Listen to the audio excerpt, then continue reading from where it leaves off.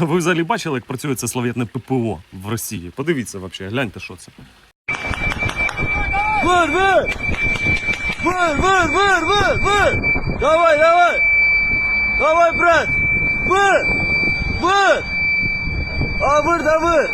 Давай, давай! Ой, maşallah! Ой, maşallah! Ой, maşallah kardeşim, hele! Maşallah kardeşim! Maşallah! Vur kardeşim, vur!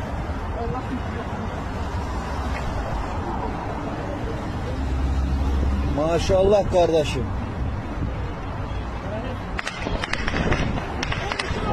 Еще есть, еще, давай, давай. Давай, давай. Vur bir de gelin. Vur, vur. Давай. Allah. Давай. Allahu Ekber. Vur. З криками «Давай, Ара, давай, жги, Ара». Прикиньте, ну це основний контингент, по-перше, хто там в армії РФ, да? А по-друге, на дорогі нічого не перегородили взагалі.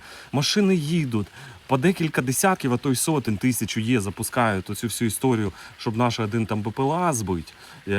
І то попасти не можуть. Ви бачили, що їхнє ППО, це що ж взлетіла кришка від НПЗ, це ж їхнє ППО попало, цілилось в наш БПЛА, а так вийшло, що самі себе самі себе дамбят. Оказалось, понял?